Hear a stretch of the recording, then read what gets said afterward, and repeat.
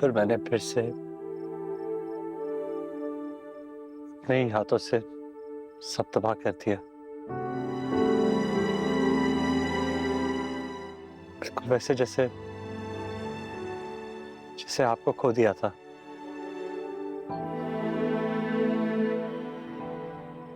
आप भी तो मुझे आवाजें देती रह गई। उस दिन भी डर गया था। बस वहां खड़ा रहा, देखता रहा। ऐसा क्यों? कैसा सालार?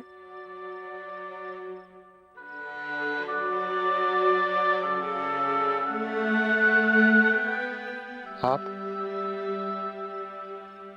हाँ, किससे शिकवा कर रहे थे? किसी से भी नहीं? कोई भी तो नहीं है यहाँ पे। हाँ, यहाँ कोई नहीं है तो शिकायत किससे कर रहे थे? मैंने कहा ना, कोई भी नहीं है यहाँ पे। एक मिनट सालार, सच कहो।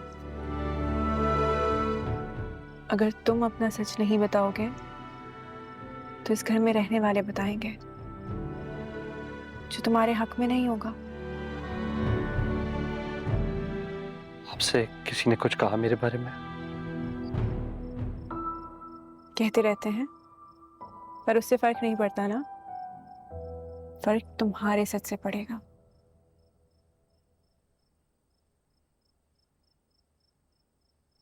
मुझे बताओ, उस रात जब घर में आग लगी थी तो तुम इतना डर क्यों गए थे? मुझसे मेरी जान मांग लीजिए, खुदा के लिए मुझसे ये मत पूछिए। सलार प्लीज, तुम्हें भरोसा नहीं है मुझ पे?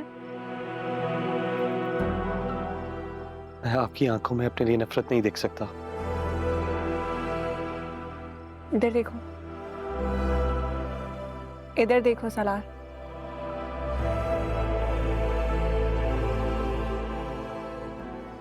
देखिए, अब बताओ, तुम्हें यहाँ लगता है कि तुमसे नफरत की कोई भी जगह बाकी है?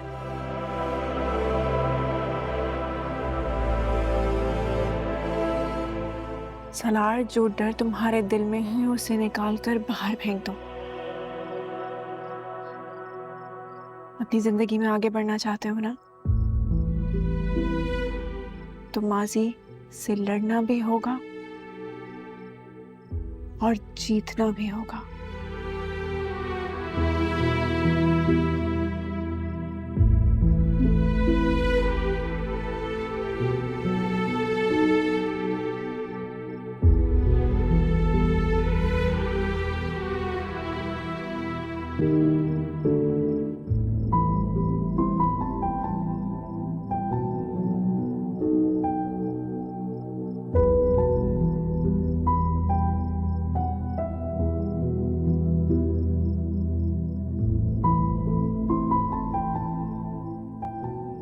पापा, मैं और माँ तीनों एक साथ रहते थे,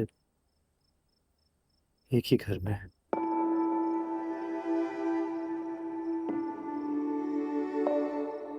कभी कभार पापा हमें कामरान भाई और अम्मी, समन, अदनान सबसे मिलने ले जाते थे। शुरू शुरू में सब अच्छा था। हम सारे बच्चे साथ खेला करते थे, साथ घूमा करते थे। अचानक सब खराब हो गया। माँ और पापा की लड़ाइयाँ होने लगी। अम्मी अचानक से हमसे नफरत करने लगी। मेरे दोनों भाइयों ने लफ्ज़ सौतेला सीख लिया। अम्मी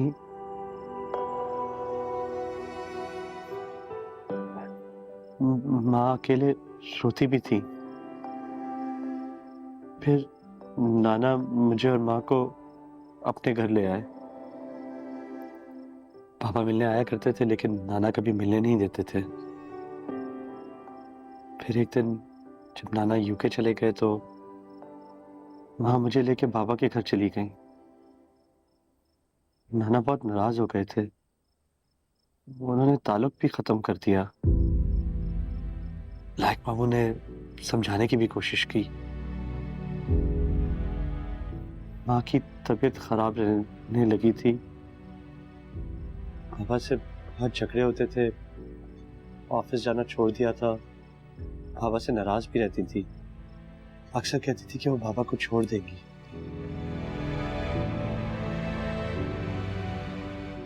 फिर एक रात मैं सोते से उठा तो बहुत अंधेरा था और माँ भी नहीं थी। मुझे बहुत डर लग रहा था, बहुत घबराहट हो रही थी। ईमान, अम्मी ने मुझे एक कैंडल पकड़ाई और कहा कि माँ को ढूंढने बाहर चले जाओ। मामा, मामा, मैं एक मिनट। अम्मी मतलब शैला आंटी, वो तुम्हारे घर पे थी? हाँ, अम्मी और बाबा आए थे माँ से मिलने, उनसे सुलह करने। कर शैला आंटी क्यों सुलह करवाएंगी? अच्छा खैर, फिर फिर मैं कैंडल लेके बाहर गया तो बैकयार्ड में माँ थी।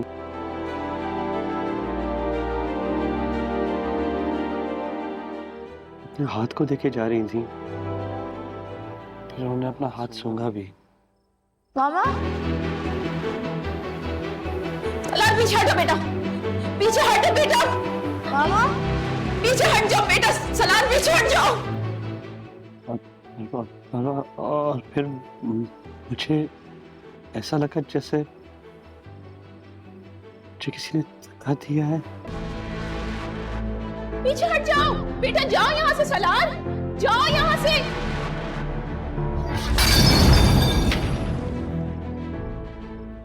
पता नहीं मेरी गलती नहीं थी, मैं क्या किया।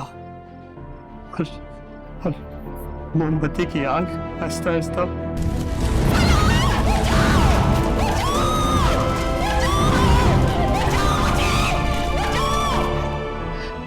माँ ने बहुत आवाजें दी, माँ ने मुझे बहुत आवाजें दी, मुझे नाम लिया, चिल्लाई, और मैंने कुछ नहीं किया। ये बात सालार तुम 7 साल के बच्चे थे, तुम उन्हें कैसे बचा सकते हो?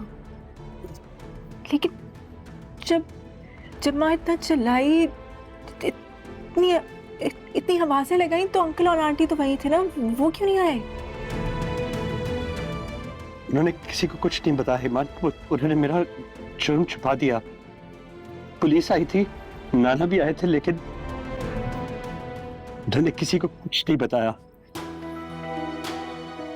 क्या बताते? ये कि उनके दिए हुए शोलों से आग भड़क गई। सलार, जो उस रात वहां के साथ हुआ, मेरे साथ भी वही हुआ। उस रात जब मेरी अचानक आंख खुली और मैंने लैंप ऑन किया, मुझे लगा मेरे पास कोई था, यही आसपास। मैंने भी ऐसे ही अपने हाथों को सूंघा और मैं बाहर गई देखने कि कोई बाहर गया है, दरवाजा बंद होने की आवाज है। बाहर गई तो अंधेरा था, बिल्कुल अंधेरा। मुझे भी ऐसा ही लगा कि किसी ने मुझे धक्का दिया है।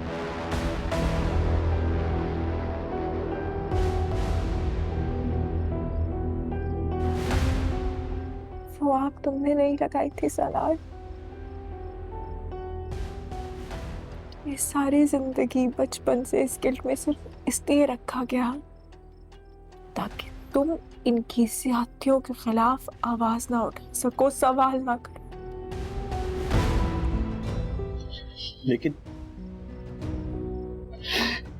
ये बात मारे मुझे सलार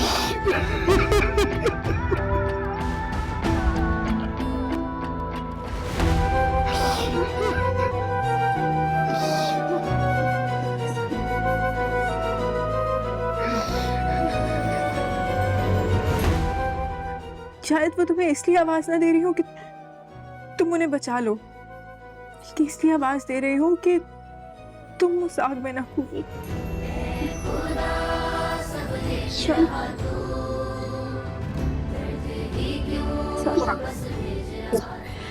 सालार, तुम्हें इन बुरी यादों से निकलने के लिए हेल्प चाहिए। मेरी एक बात मानोगे?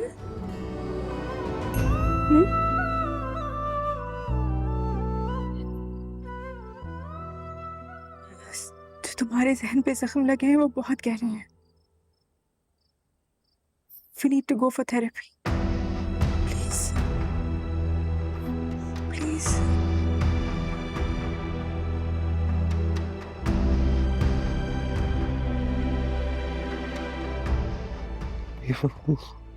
खुद जहन तो वैसे ही मुझे सब समझते हैं ईमान, फिर पागल भी समझना शुरू हो जाएंगे। नहीं सालार, नहीं नहीं,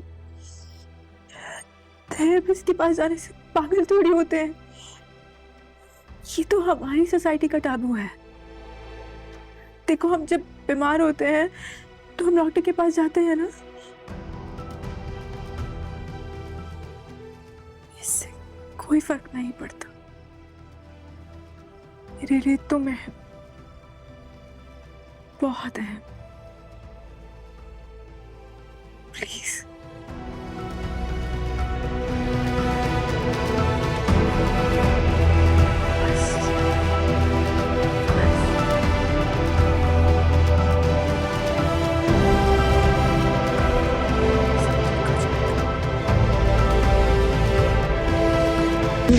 ठहरा